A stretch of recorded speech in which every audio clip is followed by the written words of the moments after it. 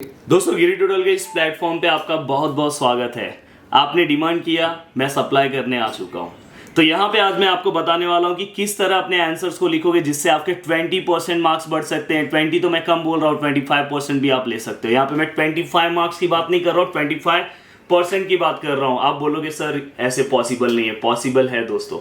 अगर आपको हर एक क्वेश्चन में 1 1 2 2 मार्क्स, जहाँ पे मुझे मिलने वाला था 3 आउट ऑफ 2, वहाँ पे 3 आउट ऑफ 3 मिल रहा है। अगर ऐसे ही हर एक क्वेश्चन में मिलते जाए, थोड़ा थोड़ा बढ़ते जाए, तो हर एक पेपर में आराम से मैं 15 से 20 मार्क्स एक्स्ट्रा ला सकता हूं। और ऐसे ही अगर हर एक सब्जेक्ट में मैं लाऊं तो मेरा आराम से ये तो फिक्स है कि मेरा 15-20% या 25% के आसपास मार्क्स इजीली बढ़ जाएगा। अब आंसर्स कैसे लिखना है, यहाँ पे मैं 10th और 12th दोनों की चीजें बताने वाला हूँ। स्टार्टिंग में थोड़ा बहुत 10th, फिर 12th, फिर 10th एंड 12th, सब कुछ A to Z। मैथ्स कैसे करना है, साइंस कैसे करना है, हिंदी कैसे करना है, मराठी कैसे करना है, फिजिक्स, केमिस्ट्री, बायोलॉजी, सब कुछ बताने वाला हूँ।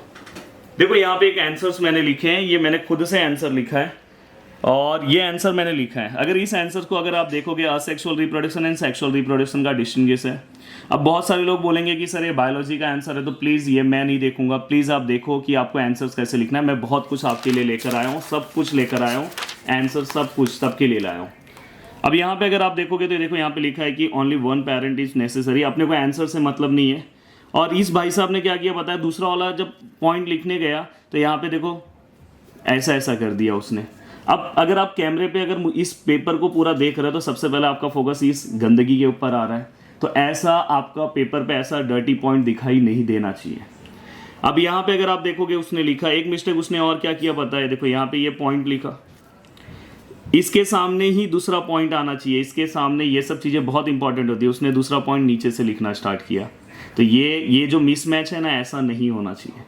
तीसरी चीज़ आपको ये याद रखना है कि यहाँ पे अगर समझो उसने जो पॉइंट्स लिखा, जैसे यहाँ पे लिखा कि ओनली 1 पेरेंट इज नेसेसरी, तो यहाँ पे लिखा कि male and female parent are necessary, तो ये देखो पॉइंट एक दूसरे से रिलेट है। तो डिस्टिंग्विश बिटवीन अगर आप लिख रहे हो तो पॉइंट एक दूसरे से क्या होना चाहिए, रिलेट होना चाहिए। तो अभी देखो यही आंसर्स, यही सेम टू सेम आंसर्स मैंने यहाँ पे लिखा है।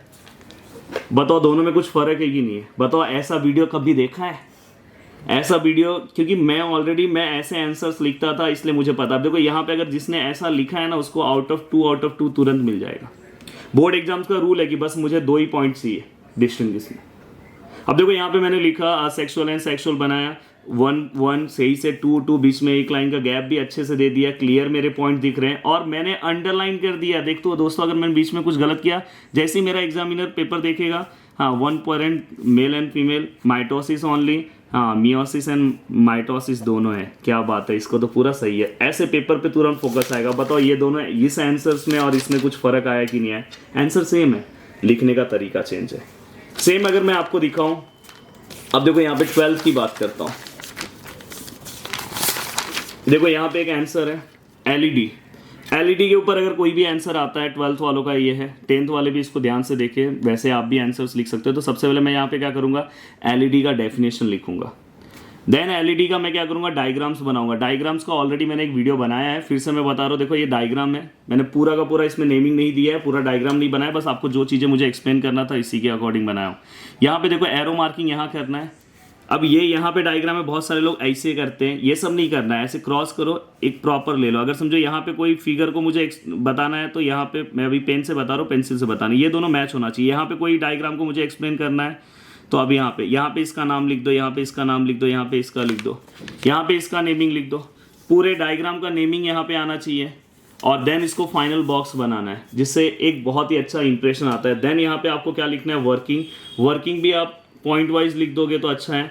देन इसके बाद चाहिए तो इसका एडवांटेज लिख दो, फिर इसके बाद क्या करो, इसका डिसएडवांटेज लिख दो, और इसका फाइनली क्या लिख दो, एप्लीकेशन। इस तरह से 12th वाले आपके आंसर्स होने चाहिए।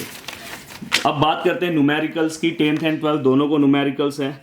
देखो ये वीडियो ज़्यादा से ज़्यादा लोगों तक पहुंचना चाहिए। इतना मेहनत, इतनी जिम्मेदारी के साथ अगर मैं वीडियो बना रहा हूँ तो ज़रूर कम से कम कुछ नहीं तो इस पर 10 लाख व्यू तो आना चाहिए। ये तो मैं मजाक कर रहा हूँ, पर अगर आप कोशिश करोगे तो ला भी सकते हो, क्योंकि ये 10 लाख क्या, ये 1 करोड़ व्यू के इतना वीडियो का क्वालिटी है। अगर यहाँ पे आप देखोगे गिवन, अगर न्यूमेरिकल्स आप लिख रहे हो तो दोस्तों आपको ऐसे गिवन हेडिंग डालना है। ऐसे सब डेटा को आपको लिखना है। इसका भी मार्क्स आपको मिलेगा दोस्तों। अगर आप लास्ट में अगर आपको समझो कुछ कम मार्क्स हो रहा है तो यहाँ पे इसका भी आपको हाफ मार्क्स मिलेगा। हाँ, अगर आपको आउट ऑफ मार्क्स आ रहा है, अगर आपने ऐसा नहीं लिखा डायरेक्ट लिखा तो यहाँ पे मार्क्स आपका कट हो जाएगा। तो ये सब चीज़ें आपको याद रखना है। देन यहाँ पे आपको मस्त फॉर्मूला लिखना है, टॉपिक का फॉर्मूला लिखना है। देन यहाँ से आपको सॉल्यूशन सॉल्व करना स्टार्ट करना है, फाइनल बॉक्स बनाना है और लास्ट में न्यूमेरिकल के भी ऐसे आंसर्स करके लिखने हैं। नेक्स्ट यहाँ पे अगर आप देखो मैथ्स से रिलेटेड मैं बात कर रहा हूँ। मैंने जनरली ये आप 10th और 12th दोनों क्लास आप फॉलो कर सकते हो। यहाँ पे अगर आप देखो मैंने पहला इक्वेशन लिखा, यहाँ पे सेकंड इक्वेशन लिखा, यहाँ पे मैंने x का वैल्यू निकाला, y का, जो फाइनल आंसर आएगा उसको हमेशा बॉक्स बनाओ। लास्ट में आंसर लिखना बहुत जरूरी है दोस्तों, इसकी वजह से मार्क्स कट होते हैं। The value of x which is equal to and value of y which is equal to. तो यहाँ पे और मैथ्स में एक यूनिक तरीका आपके पेपर पे दिखना चाहिए। बाजू में ये मैंने खुद मेरे 10th एंड 12th के बोर्ड एग्जाम्स में किया है और आपको पता भी है कि मुझे कितने मार्क्स हैं। देन यहाँ पे एक लाइन हमने मस्त ड्रॉ कर दिया। मैं अब बार बार कैलकुलेशन, अगर बहुत सारे लोग बोलते हैं रफ यहाँ पे करो, मैं अगर रफ यहाँ पे करूँगा बार बार मैं ऐसे पेज पलटूंगा। हो सकता है कभी यहाँ पे नंबर 5 है मैं यहाँ पे 3 लिख दूँ, कभी यहाँ प्लस है यहाँ पे मैं माइनस लिख दूँ। और एक बाजू में सॉल्व, ऐसे बाजू में भी अच्छे से सॉल्व करो, नीचे नीचे सिस्टमैटिक सॉल्व करो, जिससे क्या होगा कि टीचर को भी समझेगा कि ये बच्चा जो है खुद से चीजें लिख रहा है। यहाँ पे आप सॉल्व करोगे कोई प्रॉब्लम नहीं होगा, नंबर्स को फटाफट चेक कर सकते हो। छोटा सा मार्किंग करो, नॉर्मल सा मल्टीप्लिकेशन प्लस यहाँ पे आप करके अपने सम को, मैंने खुद फॉलो किया है भाई। देन इसके बाद यहाँ पे देखो आप कोई भी आंसर्स लिख रहे हो, advantage of hydro electric power generation, ये 10th का आंसर है। 12th वालों को भी इस तरह के टॉपिक्स हैं। अब देखो यहाँ पे मैंने अंडरलाइन किया, आंसर्स में मेन पार्ट्स को आपको अंडरलाइन करना है। अब देखो इसका एडवांटेज क्या है, डज नॉट पॉल्यूशन। दूसरा क्या है, burning of fossil fuel, does not है तो डज नॉट किया, बर्निंग ऑफ फॉसिल फ्यूल। कोई भी एग्जामिनर देखेगा तुरंत खुश हो जाएगा। अब यहाँ पे एक चीज़ें मैं बता रहा हूँ जो बाकी के आंसर्स में नहीं दिख रहा है, ये एक टॉपर्स के लिए बहुत ज़्यादा इंपॉर्टेंट है। अगर आप चाहते हो कि आपका 10% के आसपास बढ़ाना है, ये स्पेशली उसको फॉलो करेगा। आप यहाँ पे आंसर्स लिख रहे हो, बहुत सारे आंसर्स लिखते हैं, यहाँ तक जाते फिर लिखते, यहाँ तक फिर लिखते, यहाँ तक फिर ऐसा फिर ऐसा फिर ऐसा ऐसा ऐसा एक नदी बन जाती है। अब देखो यहाँ पे एक सीक्वेंस होना चाहिए। मैंने मेरे बोर्ड एग्जाम्स में मैं हमेशा ये चीज़ों को फॉलो करता हूँ, वही रीज़न है कि मैं हमेशा फर्स्ट रैंक और अबो 90% आपको पता होगा मेरा परसेंट, तो मैं हमेशा उस चीज़ों को हमेशा मेंटेन किया। रीज़न ये है कि मैं ये सब चीज़ें फॉलो करता था हमेशा। ये जो लाइन है ये पूरा फॉलो होना चाहिए। अब जैसे यहाँ पे मैं फ़ोन मुझे लिखना है, तो अगर मुझे यहाँ पे फ़ोन लिखना है तो मैं PHO हो गया, N ही नहीं आ रहा है। तो बहुत सारे लोग क्या करते हैं पता है, ऐसे ऐसे मत करो यार, डैश करो, आगे N नहीं लिख दो। बताओ ऐसा आपने फर्स्ट टाइम अगर इस तरह के पेपर्स के बारे में चीज़ें सीखी होगी तो प्लीज़ कमेंट करना। अब देखो एक सिंपल सा लाइन आपको ड्रॉ करना है। बोर्ड में ये वाली लाइन आपको दिखाई नहीं देगी, बोर्ड के आंसर शीट में ये लाइन आप अपने ड्रॉ कर लेना। यहाँ पे आपको मेन क्वेश्चन नंबर देना है, उसके नीचे सब क्वेश्चन नंबर।